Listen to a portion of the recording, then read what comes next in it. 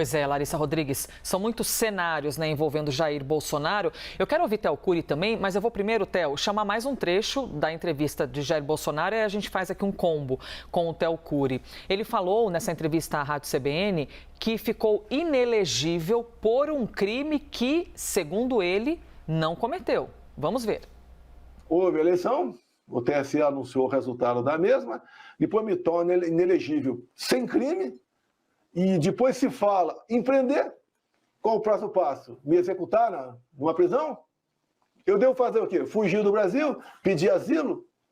Nós pedimos agora o passaporte.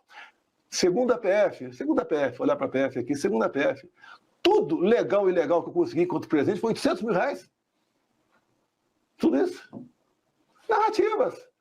Como querem começar a investigação agora sobre uma reforma que visa na minha casa, na Vila História de Mambucaba, um vilarejo pobre. Estava lá 5 anos sem entrar, fiz uma reforma rápida lá, em 2 meses. Ah, dinheiro da onde? Meu! O dinheiro do Pix é livre, é limpo. Bom, antes de chamar o Theo Cury, deixa eu falar para vocês aqui uma nota que nós entramos em contato com o Tribunal Superior Eleitoral, aguardamos um retorno sobre essa fala de Jair Bolsonaro. Theo Cury, isso diz respeito ao nosso trabalho também de sempre rememorar a história que todos nós vivemos, né? Por que Jair Bolsonaro se tornou inelegível? Por causa de uma ação que foi movida pelo PDT acionar o Supremo sobre aquela reunião com os embaixadores, que ele trouxe dúvidas ao sistema eleitoral, dúvidas essas que nunca foram comprovadas, né? Então, não dá para misturar as situações, né? Tudo que está acontecendo agora não diz respeito com aquela questão da irregularidade na reunião com embaixadores. Não, são coisas distintas, e até porque são muitos processos envolvendo o ex-presidente, não só no Supremo Tribunal Federal, como no Tribunal Superior Eleitoral, que foi a corte que declarou ele inelegível por 8 anos, ou seja, sem poder disputar as eleições. Ele tem o direito político, ou seja, ele pode votar em qualquer pessoa, só não pode se candidatar a nenhum cargo público por um período de 8 anos. Ele disse que não foi imputado crime a ele foi condenado por abuso de poder político e uso indevido dos meios de comunicação, 2 vezes. Uma pela reunião com os embaixadores em julho daquele ano, aconteceu no Palácio da Alvorada em 2022 e, na sequência, também pelo Tribunal Superior Eleitoral, ainda no ano passado, com relação aos atos alusivos aos 200 anos de independência do Brasil no 7 de setembro, por desviar o objetivo do evento e fazer de um ato institucional uma tentativa de palanque político para se reeleger.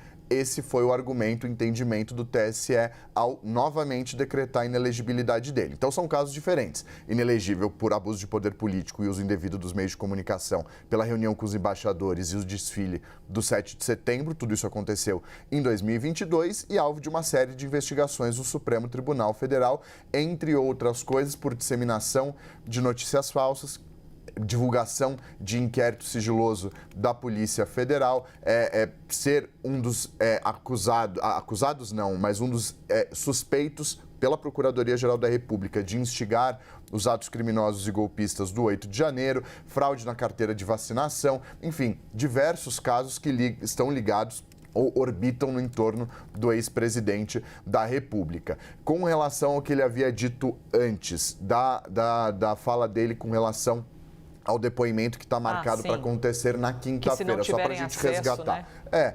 A Larissa disse de forma muito clara, foram 2 tentativas. O próprio ministro Alexandre de Moraes, na segunda decisão, houve uma primeira decisão dizendo que ele estaria disposto a prestar o depoimento e prestar os esclarecimentos aos investigadores. Até a gente comentou isso aqui ontem. É bom para a Polícia Federal e é bom para o cliente do advogado quando ele não tem nada a dever, não tem nada a temer, ele prestar esses esclarecimentos e resolver de fato o que está acontecendo. E é bom para os investigadores que a pessoa fale, que o alvo da investigação fale, para que possa também esclarecer os casos e a investigação de fato avançar. É ruim para a Polícia Federal quando um investigado fica em silêncio durante um depoimento, mas fato é que a defesa pediu acesso aos autos, houve o não do ministro Alexandre de Moraes, que inclusive disse que não havia nenhum tipo de cerceamento à defesa, ou seja, nenhum tipo de ofensa aos direitos dos advogados, porque se tratava de um caso que ainda tramita em sigilo, não houve oferecimento de denúncia, então esse direito não é concedido a ele e que não cabia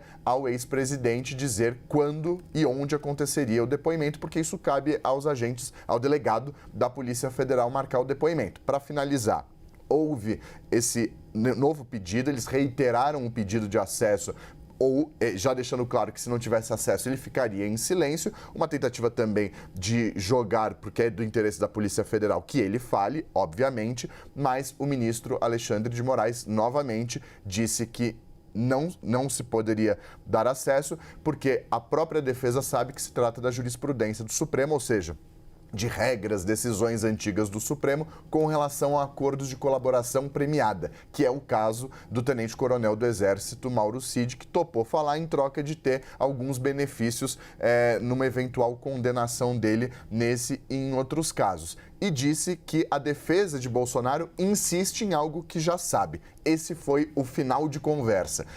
Pode ter fatos novos, como o presidente disse, caso haja de fato acesso à defesa? Pode. É difícil que a defesa tenha acesso porque é uma investigação que ainda está acontecendo, ainda está em andamento. Diligências, que é esse palavrão jurídico, são investigações e decisões que precisam ser tomadas de o que investigar, que ainda estão acontecendo, diligências em andamento, ou seja, mandados para serem cumpridos,